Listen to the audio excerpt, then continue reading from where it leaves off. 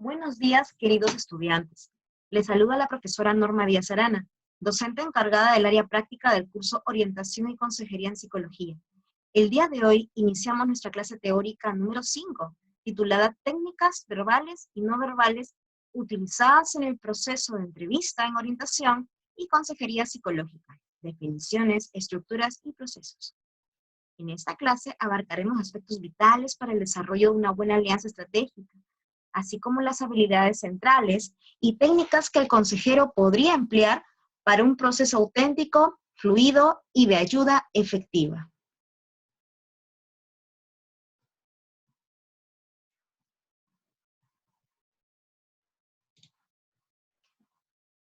Existen 9 reglas o condiciones para escuchar efectivamente, es decir, no oír o saber la información únicamente, sino para escuchar activamente al consultante. La primera es mentalizarse y tener presentes las ventajas de escuchar, e inclusive emplear un lenguaje amigable que les permita escuchar mejor. Recordemos la consideración mutua al consultante, así como la actividad reflejo, es decir, si yo le escucho, pues es muy probable que se calme.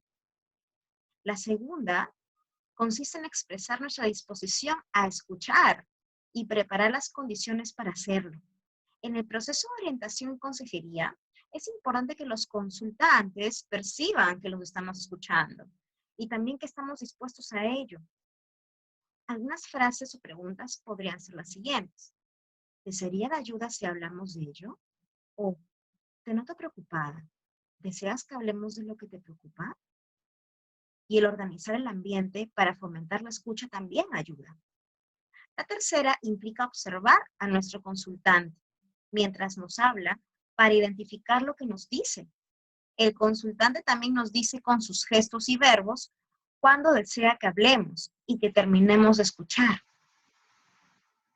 Por ejemplo, un gesto que el consultante normalmente emplea es, luego de expresar su relato, mirarte y entreabrir la boca, o mirar a otro lado, o hacer una pausa, como para que tú puedas proceder. Una cuarta implica sincronizar nuestro comportamiento verbal y no verbal mientras escuchamos, lo cual está relacionado con expresar coherencia de escucha entre nuestros gestos y verbos. Por ejemplo, en una sesión, si la persona está expresando algo sumamente importante y nosotros, por ejemplo, estamos haciendo otra cosa o bien registrando nuestros papeles, tal vez queremos un lapicero en ese momento, un lápiz, y le decimos sin mirarlo o sin mirarla, sí, sigue, profe, sí, yo te escucho. Lo más probable es que esa persona no lo tome así, porque mi gestualidad, mi parte no verbal, está expresando algo totalmente asincrónico con lo que le estoy diciendo en lo verbal. Otra regla está en no incurrir en obstáculos. Por ejemplo, interrumpirle, contraargumentar, hey, pero tú me estás diciendo esto, entonces no es verdad. De forma muy frontal, quizás. Adivinar el pensamiento, y ponemos ejemplos de ello. A ver, yo sé exactamente lo que te está pasando, ¿no? Inclusive brindar ayuda anticipada. Tranquilo, eso me ha pasado, con otros pacientes yo te puedo ayudar. De esa manera, lo que estamos ocasionando es alejar la alianza estratégica que tenemos con él o ella. Otra regla está también en no incurrir en la adivinación del pensamiento, ¿no? Por ejemplo, la persona no me está contando ni 2 o 3 palabras y yo le estoy diciendo, yo ya sé lo que quieres decirme, ¿no? Es como una suerte de freno. Lo estamos frenando, le estamos frenando. Otra regla es que es necesario comprobar que el consultado no tiene nada más que decir.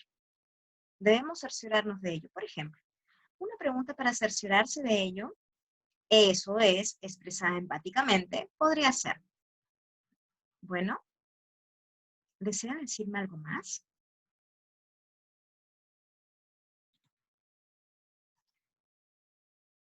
Una séptima es tener un guión de la entrevista o de los temas de los que se desea indagar información.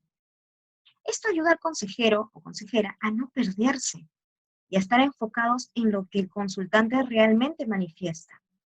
A veces ocurre que cuando no se tienen las cosas en orden, estamos preocupados o preocupadas quizás por apuntar todo, ¿no? Y esa es una paradoja, justo la que conversábamos en la sesión pasada, ¿no? Que el consultante está preocupado o preocupada por decirle a uno, que es el consejero o consejera, todo, ¿no? Cree que debe decirlo todo ese día, ¿no? Pero por otro lado, el consejero o consejera está preocupado más que en el paciente, más que en lo que está expresando y diciendo, y la emoción que le pone al diálogo, está enfrascado en qué tanto debo apuntar. Si realmente estoy captando lo que me está queriendo decir, ojo, es una preocupación muy buena, realmente, ¿no? En realidad, es una preocupación que asume dedicación de parte del consejero o consejera, pero a veces se puede perder el foco real de la atención, que es el propio paciente y su vivencia. Una regla siguiente muy importante es el no apelar al tiempo cuando no tenemos tiempo para escuchar. ¿Qué quiero decir con esto? Escuchar no es lo mismo que tener un tiempo bastante extenso, ya que el truco, la maña de ello, es usarlo sabiamente. Escuchar no es necesariamente una cuestión de cuánto tiempo tenemos, sino de qué hacer con el tiempo que tenemos. Finalmente, la novena regla implica el permitir que afloren las emociones. Escuchar puede implicar respetar el modo en el que el consultante nos está transmitiendo sus emociones. Y también, si las escuchamos, estamos en condiciones de poner límites y apaciguar así algunas expresiones que pueden afectar el proceso de consejería. Por ejemplo, sé que no le faltan razones para enojarse. Sin embargo, puedo entenderla mejor si habla más bajo.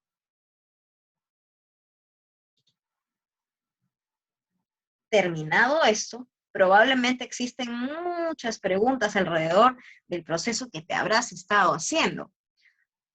Las voy a mencionar. ¿Qué implica retroalimentar? Muchos escuchamos esta palabra retroalimentación, feedback. ¿Eso cómo se aplica en orientación y consejería? ¿Existen tipos de preguntas para determinados objetivos? ¿Tengo que tener determinadas preguntas para alguna parte que quiera quizás saber, conocer? ¿Qué tipo de preguntas existen? ¿Se puede confrontar? ¿No será muy frontal? ¿No será quizás muy invasivo? ¿Hay una forma de confrontar? ¿Hay maneras de confrontar en el proceso de orientación y consejería? ¿Cómo preguntar? Es una pregunta realmente, mm, si bien es cierto, aparentemente obvia, también hay una forma de preguntar. Formas que quizás fortalecen aún más la alianza que se tiene con el consultante. Y a estas alturas probablemente estés como él. ¿Existen condiciones o criterios para preguntar determinados aspectos? ¿Necesito tener condiciones para preguntar? ¿Necesito saber preguntar de una forma específica? Ya estamos así quizás. Bueno, pues bien, poco a poco las vamos a responder.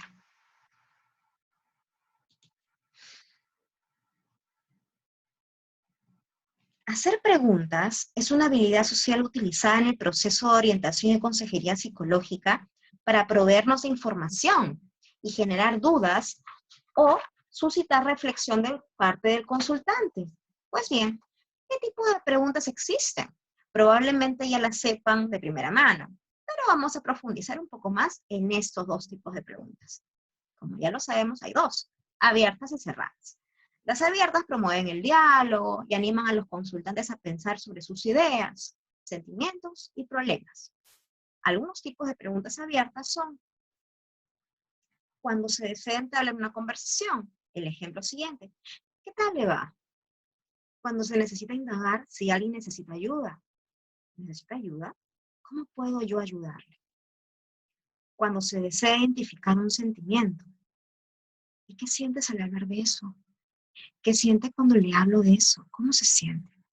Si la persona menciona el sentirse mal, ¿y qué es para usted sentirse mal? Cuando se desea centrar un tema, por ejemplo, a propósito, ¿qué le pareció, no? Tal cosa. Cuando se necesita saber algo más acerca de un comportamiento. ¿Y cuál sería un ejemplo de eso? ¿Y qué sería un ejemplo de eso?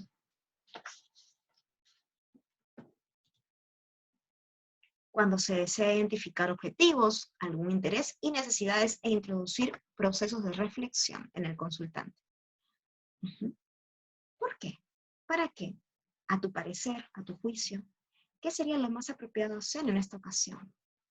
¿Qué deseas a corto plazo, a mediano plazo? Cuando se intenta definir un problema, surgen las siguientes preguntas. Pues bien, usted me ha expresado lo siguiente, ¿no? Y expresamos lo que el consultante nos dijo. ¿A qué cree usted que se debe?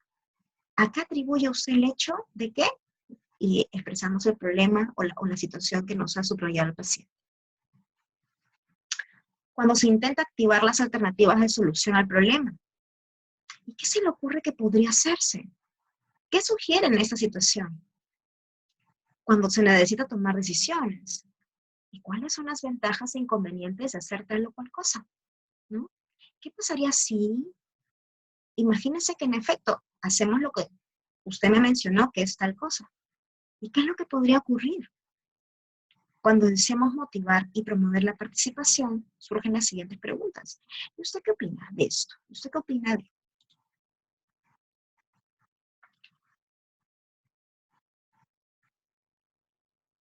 Existen también las preguntas cerradas, las cuales se hacen para obtener información específica y las cuales pueden ser respondidas discretamente. Sí, no o el dato específico que se preguntó. Algunas preguntas cerradas son para determinados contextos y situaciones siguientes, cuando tenemos necesidad de una información específica. Usted me comenta que pasó esto, que se sintió de esta forma. ¿Cuándo? ¿Quién estuvo en tal lugar? ¿Dónde ocurrió? Cuando planeamos una próxima cita. ¿Qué día podría? Cuando preguntamos para confirmar nuestra comprensión de un problema o retención de información. ¿Ha comprendido? Pues entonces el día en que quedamos para la próxima reunión es el...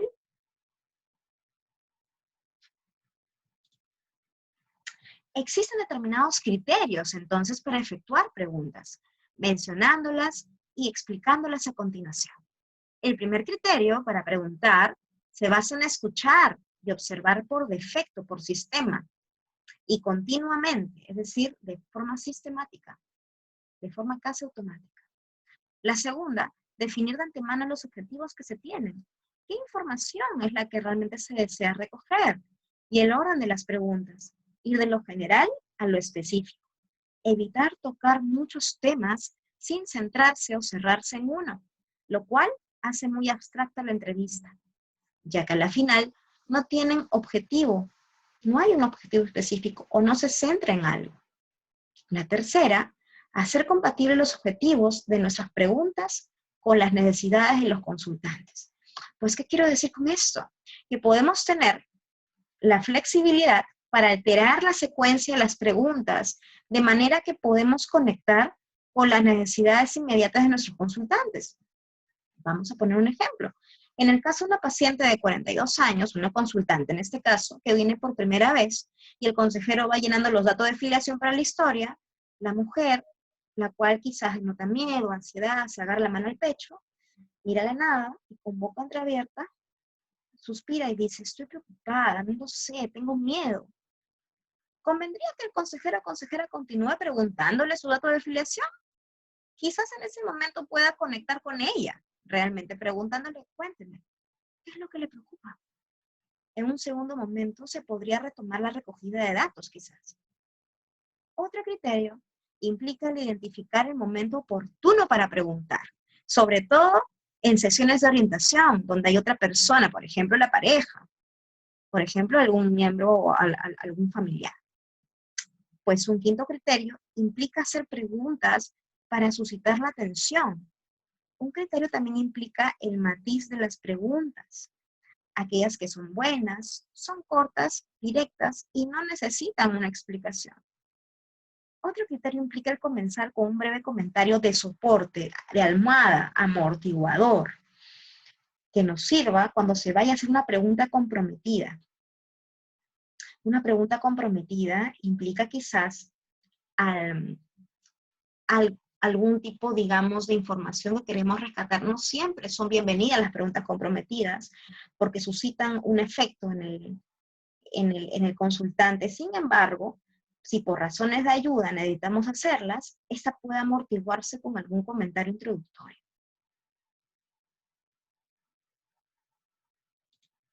¿Cómo hacer preguntas comprometidas?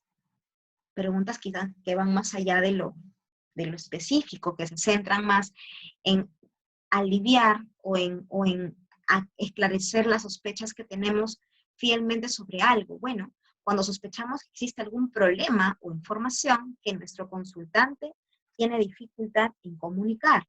Por ejemplo, no me extrañaría que se lo olvidara. A mí también me ocurre en ocasiones. ¿Y qué ocurre en realidad? Otro. Cuando yo me enfrento a problemas de esta naturaleza, le confieso que a menudo necesitaría ayuda o tener a alguien cerca con quien compartirlo e intercambiar opiniones. No sé si usted está en la misma situación. En cualquier caso, me gustaría saber si necesita ayuda. ¿Desea que lo comentemos? Otro punto bajo el cual se podrían hacer o está permitido hacer preguntas comprometidas es cuando sospechamos que nuestro consultante nos está ocultando información que puede ser relevante. Por ejemplo, en personas que quizás, o en un consultante que tiene una ingesta de alcohol un poco más de lo habitual, se le puede preguntar lo siguiente, ¿no? Hay personas que en ocasiones para animarse en esas situaciones suelen beber. ¿Le ocurre también a usted eso? Si lo notan, si se dan cuenta, para hacer preguntas comprometidas de ese tipo, quizás ya ha tenido que haber previamente una alianza estratégica un poco más fortalecida, ¿no? Darnos un poquito la licencia de poder hacer ese tipo de preguntas, tener ese tipo de, digamos, permisiones con la persona para que pueda de alguna forma darnos una clave más, ¿no? Para la resolución de su problema.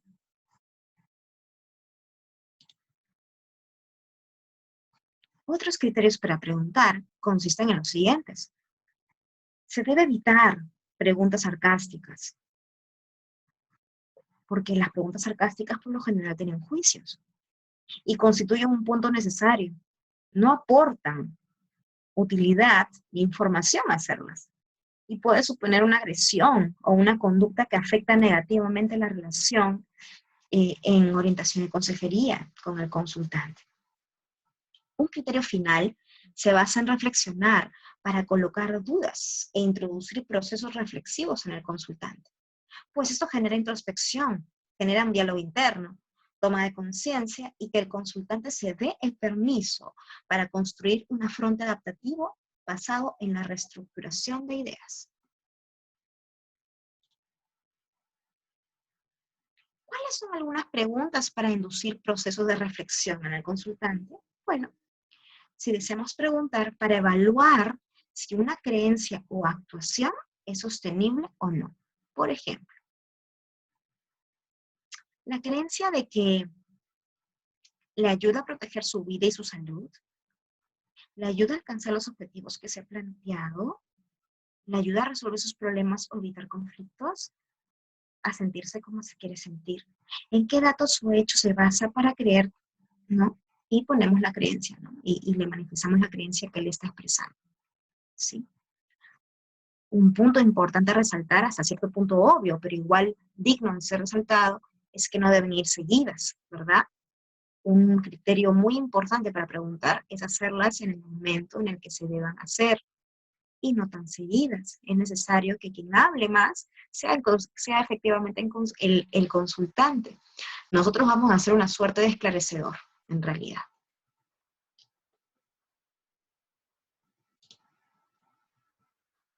También se pueden hacer preguntas para inducir procesos de reflexión cuando se desea indagar por los fundamentos de ciertas conductas, por las reglas de una situación, por la existencia de problemas y por la validez y fuerza de los objetivos. Por ejemplo, a su juicio, ¿qué debería hacerse o decirse en tal o cual situación? ¿Por qué le gusta tal o cual situación? ¿O por qué lo hace? ¿Y cómo se siente cuando le preocupa el que él, ella, esto? ¿Por qué piensa que en esta situación debería hacerse o decirse? ¿No? Tal o cual cosa, completando. Para lograr, ¿no?, tal o cual cosa, ¿qué cree que debería hacerse o decirse? Introducir cambios en tal o cual objetivo que desea o situación que desea cambiar, tiene los costes de, tiene tales sacrificios, ¿no? Tales necesidades de cambio. ¿Estarían dispuestos a asumirlos?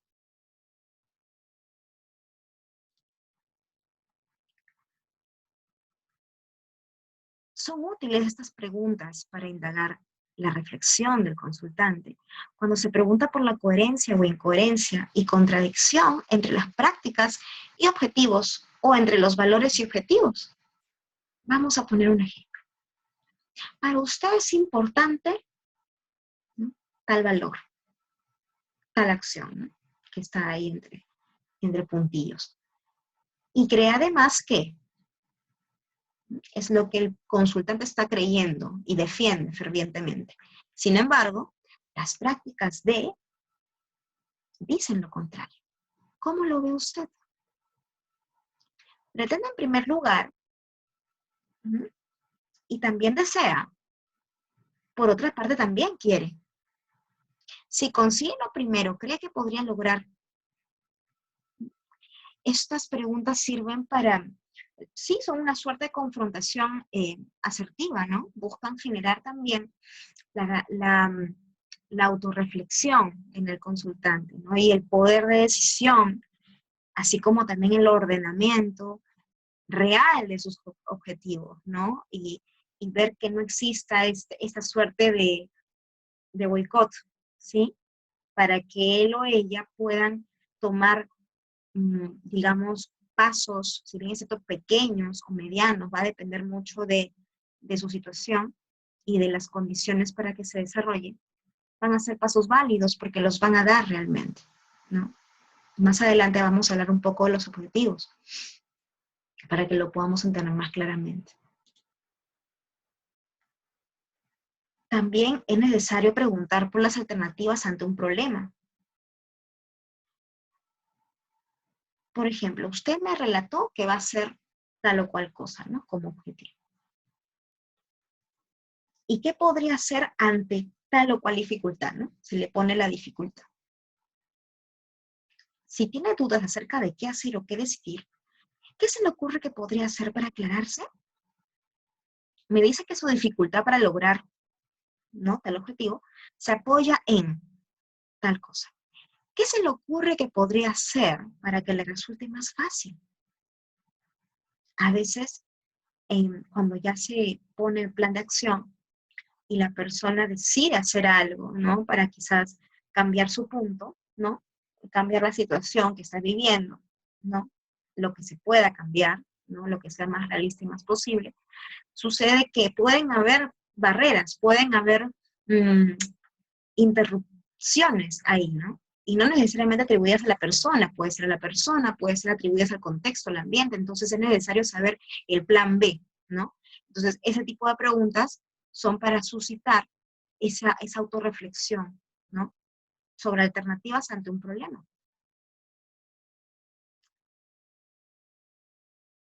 También sirve para preguntar por las diferentes valoraciones de las diferentes alternativas. Ok, usted me dijo que va a hacer. ¿Qué ventajas e inconvenientes tiene el hacer, ¿no?, tal cosa? ¿Cuáles serían las alternativas más deseadas? ¿Por qué? ¿Cuáles son las alternativas más realistas que tiene para? ¿Por qué? Preguntar por las consecuencias de las propias prácticas y la de los otros también es otro motivo por el cual hacer preguntas de reflexión. Por ejemplo, cuando usted hizo esto, ¿no?, y le relata lo que el paciente, lo que el consultante cuenta, ¿qué pasó cuando? ¿Y qué pasaría si, ¿no?, ocurre tal o cual cosa? Imagínese que en efecto hace o dice tal cosa usted. ¿Qué pasaría?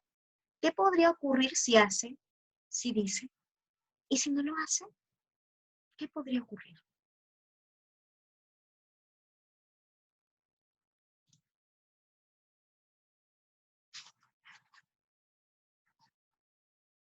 La síntesis es una habilidad también obtenida por el consejero, la cual implica unir y repetir dos o más partes diferentes de uno o varios mensajes que da el consultante. Recordemos que el consultante viene con un montón, con un sinfín de materias por conversar, ¿sí? Viene con un sinfín de situaciones que le pueden estar generando algún problema. Y precisamente la síntesis es una manera de informar a nuestro consultante de que le estamos escuchando y atendiendo. Es útil para organizar la información que el consultante nos brinda, para un feedback ordenado y efectivo. De esa manera también el consultante se ordena. Recordemos que somos una suerte de ejemplo espejo, ¿no? De alguna forma también somos ese reforzador esencial del consultante. Y si nosotros tenemos determinadas conductas y hay una buena alianza estratégica, probablemente le enseñemos de forma solapada, ¿no? Le brindemos aprendizajes nuevos al consultante para que él también reaccione de la misma forma. Es útil para identificar y enfocar temas o un tema en común que reitera un consultante a lo largo del proceso. Facilita de igualmente la percepción de control. Es como que el consultante o la consultante, a medida que vamos resumiendo detalladamente lo que está diciendo y lo vamos ordenando, va a percibir que tenemos control también sobre la situación, al menos en el proceso, ¿sí? Y también de alguna forma se va a sentir más tranquilo, más apaciguado. Es una suerte también, pues, de regulador del contexto, ¿no? En el contexto del proceso. Para frenar la ambigüedad o divagación del consultante, para cerrar o resumir el progreso del proceso de la entrevista, para retomar también la dirección del consejo y terminarlo, para moderar el ritmo apresurado en una sesión de consejo. Es como una suerte de organización, es como una pauta que se da sin ser dada necesariamente, ¿no? Entonces ya el consultante ve que a medida que junta información y el consejero la va resumiendo, se va sintiendo desde cierto punto más seguro, pero también se va de alguna manera ordenando en sus afectos, ordenando quizás en las ideas que tiene que decir, y de alguna forma también le damos un camino, ¿no? Un camino menos empedrado, así es. Orientar el proceso de solución de problemas. Es como que la síntesis permite tener una manera organizada de ir, ¿no? Tras el problema elegido y hacer todo ese proceso de resolución, el cual también es una suerte de imitación para el consultante. Así también se hace un feedback sobre lo abordado y de lo que queda por resolver. Puede ir precediendo de expresiones como resumimos, ¿no? Lo que nos ha dicho el consultante y agregamos. Llegados a este punto, podemos decir que, llegados a este punto, tengo la sensación de que me parece que por todo lo que me has contado, pasa tal cosa, ¿no? O percibo tal cosa. Vamos a exponer un ejemplo de síntesis. Este ejemplo que les voy a narrar es el caso de una consultante de 45 años, quien está angustiada y pasa de un tema a otro en la entrevista. Ay, no puedo seguir así, expresa. Tengo un jefe que no es nada paciente y no lo aguanto.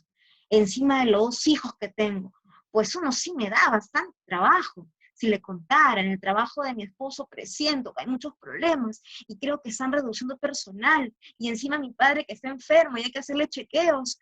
El consultante puede decirle, si no te he entendido mal, te sientes agobiada sin saber qué hacer, con muchos problemas en los que has de hacer frente. Me comentas que tienes problemas con tu jefe, con tu hijo, con el trabajo de tu esposo. Y por si no fuera suficiente, tu papá está enfermo y está realizando sus chequeos. Una vez que la síntesis termina y es acotada o asentida por la consultante, puede ir seguida de expresiones como las que habíamos visto. Por todo lo que me has contado, tengo la sensación de, tal parece que por todo lo que me has contado, ¿no?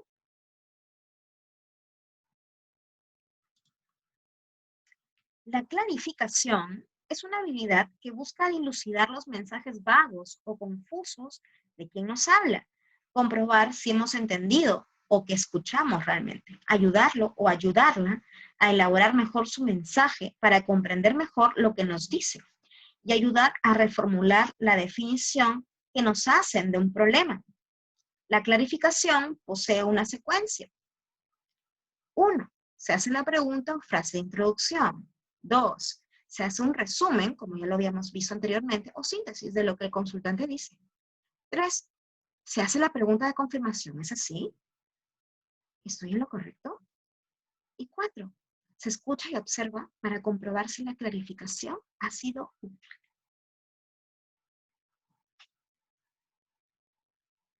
Una secuencia de clarificación vendría a ser esperar primero lo que el consultante dice. Si le he escuchado correctamente, me estaba diciendo que, y hacemos la síntesis o resumen de lo que él ha dicho, ¿es así?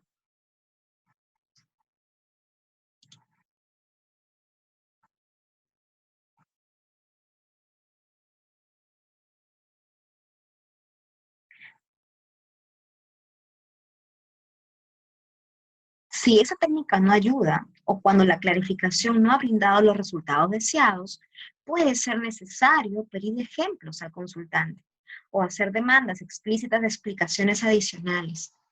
Por ejemplo, el consultante puede decir, el consejero puede decir, me está diciendo entonces que su hijo la saca de quicio cuando no lo ve estudiar. Y la consultante dice, no es exactamente así. El consejero dice, quizás la entendería mejor si me pusiera un ejemplo. Asimismo, también podemos usar reformulaciones o desmenuzar el problema o lo que la madre nos refiere, como vamos a ver en el siguiente ejemplo. La madre, en el siguiente ejemplo, tiene dificultades para lidiar con su hijo Marco. Ella dice, Marco es muy agresivo. Se le puede preguntar para desmenuzar. ¿Ha observado cuándo se pone más agresivo? ¿En qué momentos o situaciones? Ella dice, sí, claro, al pedirme la laptop, o pedirme mi celular para jugar sus juegos, o ver algo en YouTube. Y yo le digo que no, y es ahí donde se pone como un león, me insulta, se pone a patalear en el piso. Y se le puede preguntar, ¿y qué hace usted? Y ella responde. Y bueno, al final no tengo más alternativa que prenderle la laptop o darle el celular para que me deje tranquila. Y es ahí en donde por fin está tranquilo, con el aparato prendido. El consejero puede preguntar, a ver, si lo he entendido bien. Me dice que Marco le insulta y patalea en el piso cuando quiere ver su celular o que le dé la laptop para jugar o ver algo. Y usted se niega. Al final termina encendiendo la televisión y él se calma o le da la laptop y se queda tranquilo en la laptop. ¿Es así?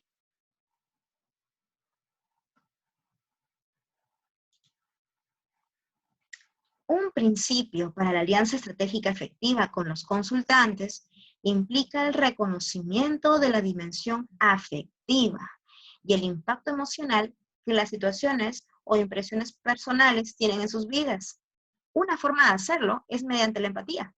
Con ella escuchamos sentimientos de los consultantes y les decimos que nos estamos haciendo cargo de los mismos a través de la repetición de la parte afectiva del mensaje.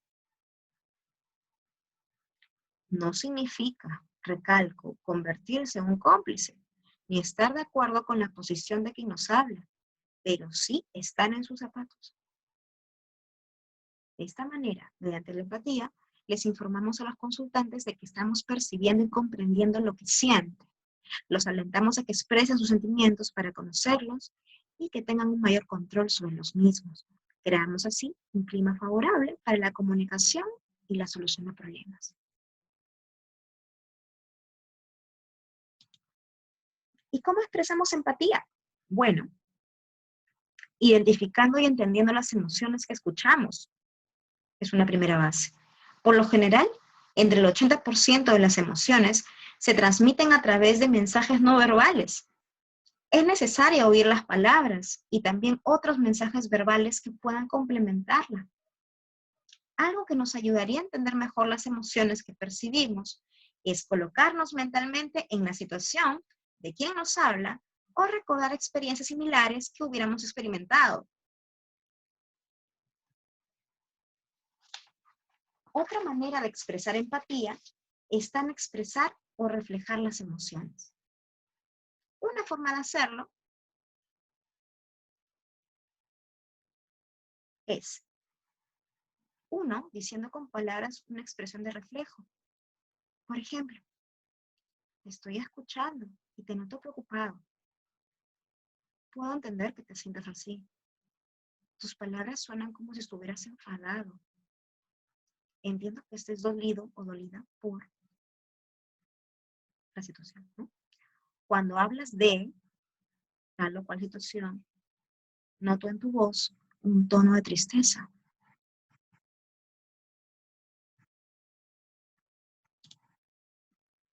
Otra forma de expresar empatía radica en reflejar también sin palabras y solo con gestos los sentimientos.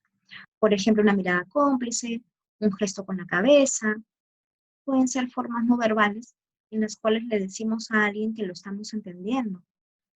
Una forma más es mostrar coherencia entre lo que decimos o lo que hacemos, empleando el tono de voz adecuado, el momento para ello, la forma y el contacto ocular. Otra manera de expresar las emociones es enfatizar los sentimientos de quien habla y no sus acciones o circunstancias. Lo realmente significativo y lo que suele importar son las emociones que el otro siente, no tanto las circunstancias en las que se dio. Por ejemplo, cuando hablamos con alguien a quien han terminado en su relación recientemente, no es bueno abocarnos a circunstancias como estas, pero ¿qué te dijo? ¿Cuándo lo has sospechado por primera vez? Podríamos en vez de ello decir, es realmente duro y te sientes perdido o te sientes triste. Una última forma de expresar emociones radica en no quitarle importancia a lo que la persona que nos habla está sintiendo. Eliminar los no es para tanto, no te preocupes, pudiendo entenderse por el otro como que realmente no estamos siendo receptores de significado, impacto emocional que para él o ella tiene.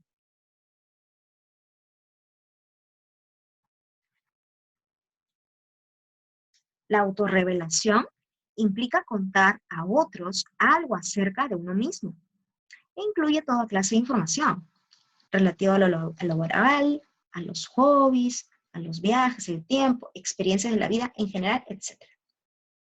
Constituye también dar un feedback, compartir con otra persona cómo estamos reaccionando ante ella y ante la situación que nos relaciona. La autorrevelación no es usada para hacer una amistad, sino para contribuir a hacer más efectivo el proceso de consejo. Es útil para ganar confianza y aprecio, teniendo cierta capacidad para influenciar, para dar a entender que puede comprender el problema y para servir de ejemplo.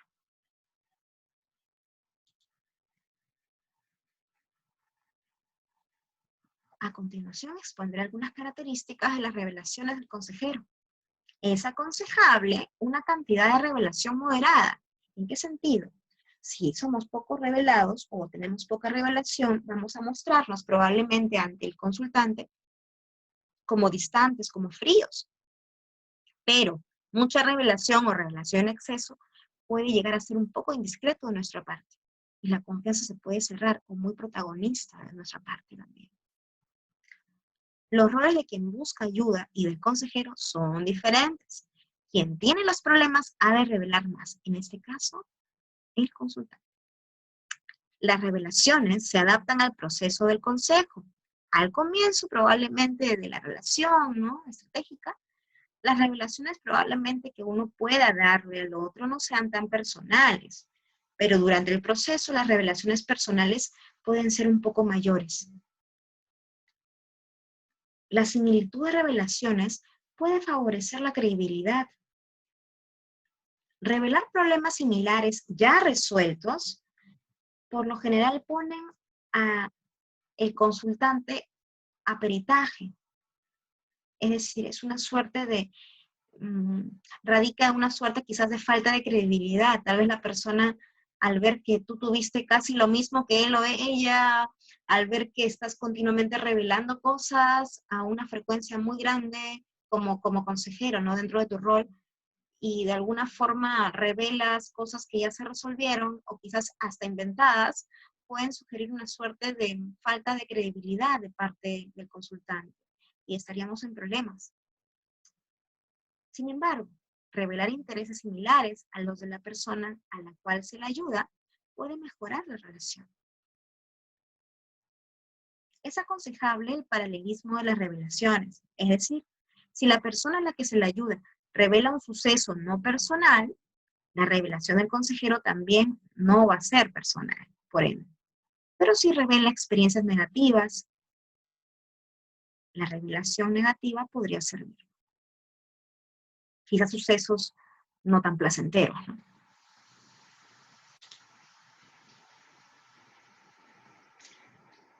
Reforzar es una habilidad compleja del consejero y orientador y está destinada a animar, a potenciar, a alentar y movilizar a la acción. Con esta habilidad, los consejeros nos convertimos en personas con una gran capacidad para influir en la adquisición y desarrollo de hábitos y estilos de vida en los consultantes, reduciendo las resistencias al cambio. Asimismo, desarrollamos nuestra habilidad de reforzar, proporcionando con nuestras acciones consecuencias, o las famosas Cs del ABC, valiosas, eso sí, a las conductas que nuestros consultantes muestran durante el proceso de consejo.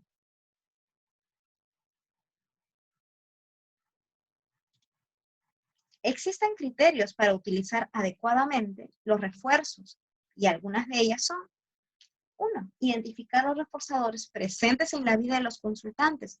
Esto es, indagando información específica sobre las cosas que les divierten, que les gustaría hacer o tener, sobre las personas o situaciones que los hacen sentir bien, y aficiones e intereses.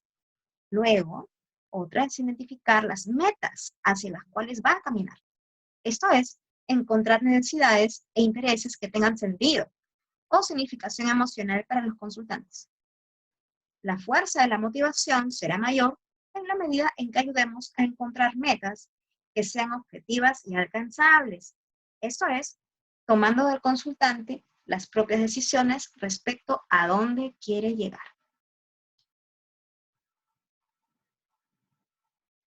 Las metas hacia las cuales caminar deben ser atractivas y formuladas en términos positivos, descritas como conductas específicas, duras, desafiantes, pero alcanzables. Otro criterio es evitar el fracaso repetido, es decir, la persona, mediante el refuerzo, aprende a esforzarse y tolera mejor los fracasos inmediatos y puntuales.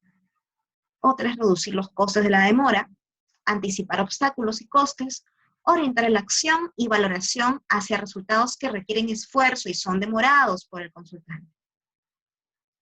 Y sobre todo, lo más importante, el mensaje de reconocimiento que desde ya es valioso que se encuentre en el proceso. Lo que importa no es a dónde vas a llegar, sino el viaje que estás haciendo. A eso se refiere.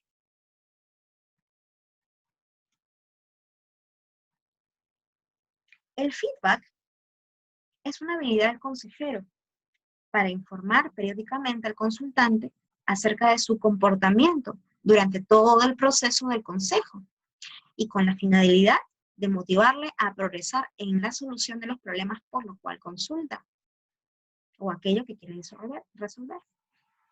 Es una consecuencia, resultado de lo que la persona está haciendo y tiene. También vendría a ser una C del ABC. Promovemos la autoobservación de los éxitos, potenciando así la autoeficacia. Con el feedback se reducen los esfuerzos y el tiempo requerido para el aprendizaje, en la medida en que subrayamos los comportamientos que están yendo en la dirección deseada. Este cumple dos funciones. Uno, sirve de recompensa de lo que según uno es adecuado. Y dos, estimula el cambio. ¿Qué estimula? El antecedente o una que incentiva nuevas conductas. Estimula para que la persona genere un nuevo antecedente que puede incentivar nuevas conductas y, por lo tanto, todo un ABC nuevo a través de una nueva experiencia, una nueva vivencia que pueda hacerle útil al consultante y promover su bienestar. Algunas formas para que el feedback sea más efectivo son dar información positiva acerca de lo correcto del comportamiento. En el caso, por ejemplo, de una persona que es tímida, ¿no? Que se cree que es tímida, que es como que no tenía muy buenas experiencias en las relaciones amistosas, probablemente no es de salir mucho, pero lo desea hacer, ¿no? Y se va a un consejero para tener algunas sesiones de orientación y consejería para que lo pueda ayudar. Lo que hizo en la semana, por ejemplo, relata en su sesión, fue decirle a un amigo, ¿no? Para poder salir en grupo. Y él expresa, bueno, sí estaba nervioso en realidad, fui y le dije, ¿no? Y bueno, sí, pues eso hice de nuevo hoy, ¿no? Entonces le podríamos decir, deseo felicitarte por ese gran paso, ¿no? Como me has comentado, para ti inicialmente era difícil hacer esto, ¿no? Eh, Probablemente hace algunas semanas te hubiera costado un poco más, pero mira, hiciste esto. Sí, pero bueno, estuvo un poco nervioso. Claro, el tema es que lo hiciste. O has ido donde es este amigo y le has dicho que también desea salir y le has dicho tal cosa, estoy, deseo felicitarte por esto, por este logro que has tenido, ¿no? Es como una forma también, pues, de dar ese feedback, ¿no? Que hasta cierto punto es positivo, ¿no? Del relato que me has comentado, me ha gustado tal cosa, ¿no? Deseo felicitarte por haber hecho lo que has hecho, ¿no? Que es lo que el joven relató, por ejemplo, ¿no? Sugerir también, el feedback también es útil para sugerir alternativas de cómo mejorar. Esta situación podría mejorarse si, e inclusive no es una suerte de crítica, es más bien una mejora, ¿no? Primero, por lo general, se empieza resaltando lo positivo, los cambios, por más cortos que sean, son cambios significativos. Recordemos que son cambios de la vivencia de esa persona, ¿no? Es haciendo un retome de nuevas alternativas de solución. Y por más lejanas o pequeñas que parezcan para esta persona, fueron infinitamente grandes, ¿no? Entonces, es algo válido que se le debe reconocer. Entonces, el feedback empieza generalmente por los logros que ha tenido la persona, ¿no? Y luego se sugieren alternativas de cómo se podría mejorar para ir hacia lo deseado, hacia lo que esta persona quiere.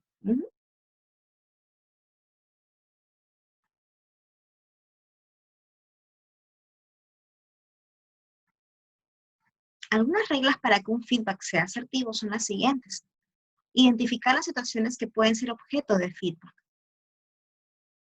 Es decir, no dentro de todo lo que está pactado, ¿no? Dentro del proceso de consejo, la persona puede haber tenido cambios, ¿no? Como repetí hace un momento, por más pequeños que sean, ya son cambios que pueden ser objeto de feedback, ¿no?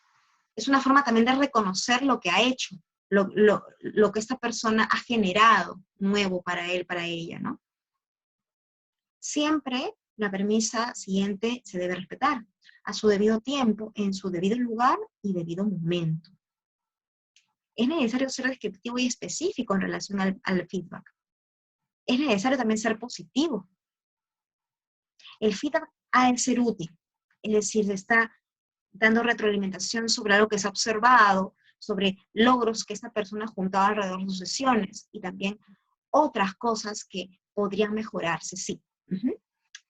Cuidar cómo decimos el feedback es muy importante. Es significativa expresiones, es genuina. Dar opción a que el consultante opine y lo acepte o no. El feedback impositivo se tiende a rechazar. ¿Mm?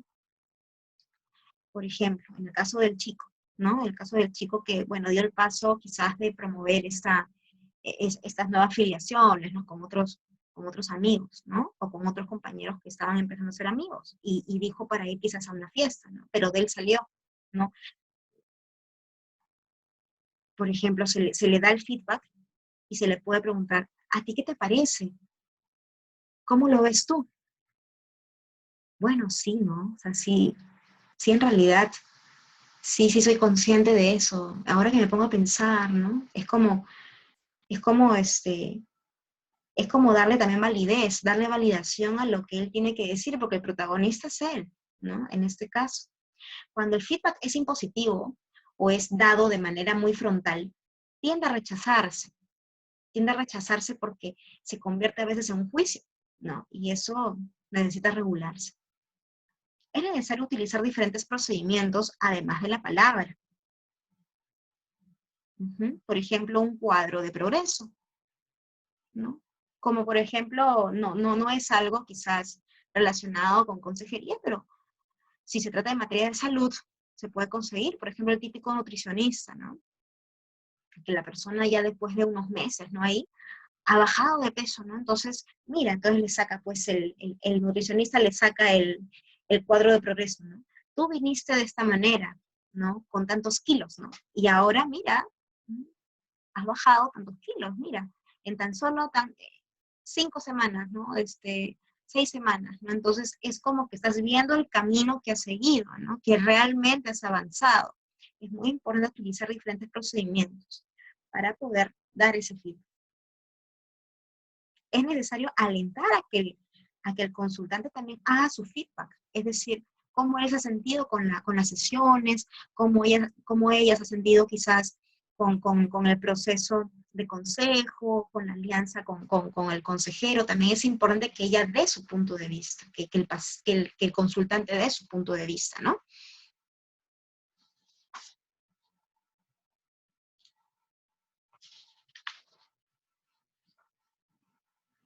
Confrontar viene a ser otra habilidad. Es una modalidad de feedback, es un tipo de feedback. Implica la acción de confrontar o cotejar los comportamientos de una persona con otra, en este caso con un consejero, para introducir cambios en los mismos de manera que se derivan mejor o un mejor comportamiento, ¿no? Permite llevar la atención del consultante sobre aquellos aspectos de su comportamiento que dan una suerte de discrepancia, de irregularidades, de cosas que quizás no están del todo armónicas, e incoherencias, y necesitan ser objeto de cotejo y valoración por el consultante en este caso, ¿no? Por ejemplo,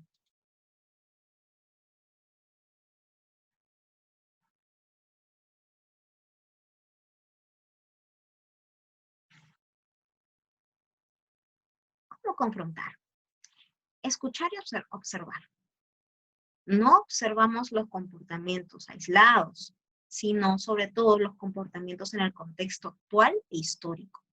Se centra sobre lo que dice que siente y realmente siente, observando por el comportamiento no verbal. Se indaga sobre lo que dice que hace y lo que realmente hace, ¿no? Muchas veces son una suerte de incongruencia y eso es lo que debe confrontarse. O lo que quizás dijo ayer o hace un momento y lo que dijo hoy, tal vez sea muy diferente. O lo que dice pretender y lo que hace realmente para conseguirlo. 2, identificar las incongruencias. A veces se necesita la indagación para llegar a ellas. Es necesario tener un comienzo, una autoobservación, autoevaluación y autorrefuerzo. La confrontación sería un feedback de las incongruencias que se han encontrado.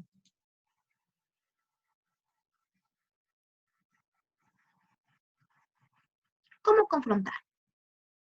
Es necesario también dar un feedback. El consejero informa al consultante de cualquier contradicción que se encontró. Requiere usar una expresión verbal adecuada. Por una parte, tú dijiste tal cosa, tú me has contado que pasa esto, pero por otra pasa esto. Mostrar empatía y apoyo es necesario. Y la última, evaluar. Evaluar si la persona a la que se ayuda acepta o no la información que se le muestra con la confrontación.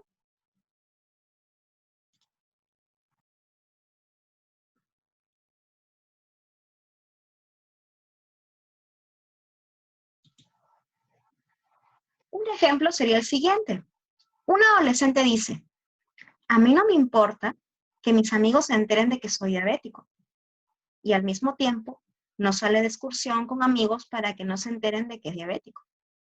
Se podría proceder de la siguiente forma. Hay algo que no comprendo. Me dices que no te importa que tus amigos sepan de que tienes diabetes. Y tus padres me dicen que evitas salir de excursión con ellos para que no se enteren. O en el caso de un estudiante que menciona, estoy estudiando mucho, que es el mensaje verbal, ¿no? Pero al mismo tiempo, sabemos que tiene malas notas en los exámenes. Podría decirse, hay algo que deseo entender o que me expliques. Por una parte dices que estás estudiando mucho y por otra tus notas son bajas. ¿Cómo es eso?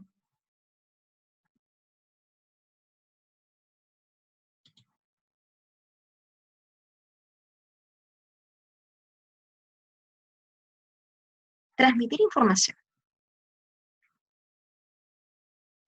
Transmitir información implica informar al consultante de una manera eficiente. ¿Qué entiendo por eficiente? Que se comprende, que cumpla 7 criterios o 7 Cs, ¿no? Que sea clara, que explique lo que se va a decir en términos descriptivos, la información que se va a brindar en términos descriptivos, concisa, que sea sencilla y breve, que sea entendible también, cortés, una información presentada de forma amigable y que genera sentimientos positivos, aumenta la capacidad de influencia. No ampliar aquí mensajes coercitivos ni de valor, no cerrar alternativas o control, evitar las propuestas cerradas o definidas, no hacer generalizaciones ni juicios sobre la situación o sobre el consultante. Es necesario hablar de sí mismo, desde sí mismo, asumiendo responsabilidad de lo que se dice o siente. Es necesario evitar información aversiva o atemorizante. Anticipar información puede aumentar la tolerancia al estrés si es que se proporcionan además instrucciones de cómo afrontar el dolor, por ejemplo. Tiene que ser constructiva, ir hacia algo positivo.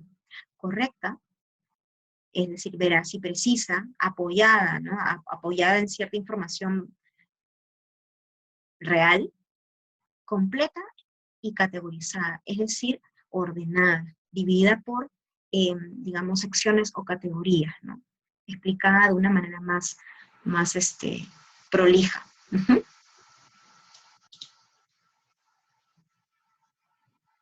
¿Qué implica confortar? Ya no confrontar, confortar. El confortar es la habilidad para dar apoyo, fuerza y ánimo a quien, por circunstancias de la vida, atraviesa un momento crítico que lo hace más vulnerable. ¿Cómo hacerlo? Lo primero es permitir que exprese las emociones y las preocupaciones personales. Lo segundo implica reconocer de forma explícita las dificultades por las que se atraviesa. Luego, hacerse cargo del temor, indefensión o cualquier estado emocional. Es decir, acá debemos emplear la empatía sobre todas las cosas. Reconocer los sentimientos como respuestas a situaciones y acontecimientos específicos.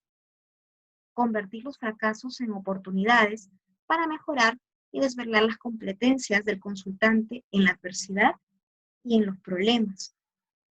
Luego, es necesario reconocer los intereses, esfuerzos y logros cosechados. Por último, se alienta la búsqueda de otros apoyos y de solución de problemas.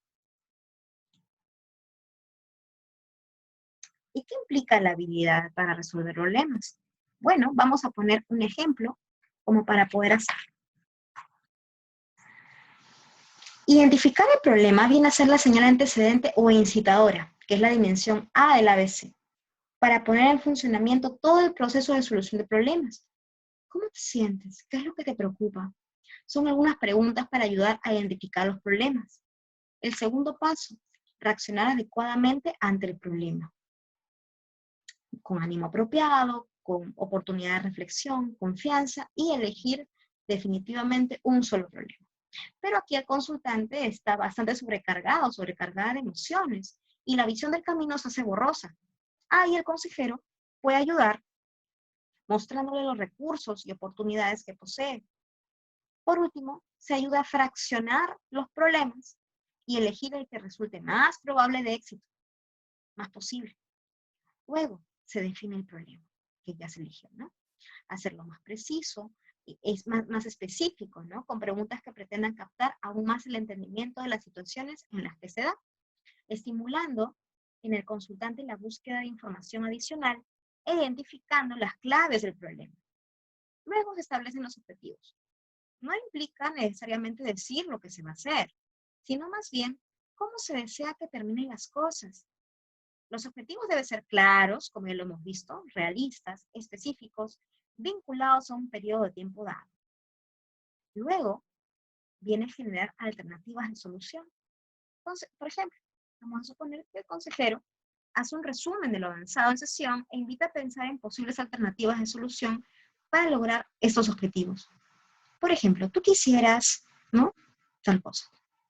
Pero por otra parte, si ello no fuera posible, ¿qué se te ocurre que habría que hacer? Aquí, el consultante ofrece una lluvia de ideas, alternativas viables, no juzgar necesariamente toda la lluvia de ideas. La lluvia de ideas es una técnica que se usa bajo la cual no hay censura. Cuanto más ideas se saque, mucho mejor. Luego vamos a valorar las alternativas que ha sacado el consultante y vamos a tomar decisiones. Cada una de las propuestas del consultante es valorada según sus ventajas e inconvenientes a partir de las consecuencias negativas o positivas, de qué tan viables son, de sus costes y obstáculos que tengan las diferentes opciones. Por último, se toman decisiones y se eligen aquellas opciones que tengan más ventajas y menos inconvenientes y resulten más deseables. Acto seguido, se realiza un plan de acción. El proceso de solución de problemas implica poner a prueba las alternativas de solución en las cuales se ha pensado. El consejero aquí ayuda a realizar ese plan. ¿Quién ha de hacer qué? Tú me has dicho que tu alternativa es esta. ¿Quién va a hacer qué? ¿Cómo? ¿Cuándo se va a hacer? ¿En qué cosas hay que pensar como para que el plan funcione? ¿Por dónde habría de comenzar? Por último, el consejero ayuda a anticipar obstáculos y factores que pueden hacer fracasar las opciones que se han elegido. Tú me has dicho esto, y si no sale como esperabas, ¿qué obstáculos posibles pueden encontrarse? Finalmente se evalúan los resultados. Esto consiste en evaluar si las soluciones propuestas y recogidas en el plan de acción resultaron efectivas para resolver el problema. Asegurar el feedback de los resultados, estableciendo el consejero un momento y contexto para evaluar los resultados de las opciones propuestas. Y aquí se hace un feedback nuevamente, ¿no? Luego que la persona pues decidió la alternativa, se llegó a establecer alternativas posibles si es que no llegara a funcionar o si es que tuviera obstáculos o barreras, pone a prueba o pone en marcha su plan y luego obtiene un resultado. Entonces, de ese resultado también se hace un feedback, ¿no? Y de esta manera, la persona puede también potencializar la oportunidad de cambio mediante la toma correcta de decisiones. Implica correcta, ¿por qué? Porque son decisiones tomadas a conciencia, son decisiones tomadas por él, por ella misma. Nuevamente, aquí el consejero es una suerte de herramienta, más no es el hacedor de las decisiones del consultante, sino estamos para orientarla a que pueda dirigirse hacia ese propio proceso, a esa propia experiencia de potencialización en la toma de decisiones y empoderamiento.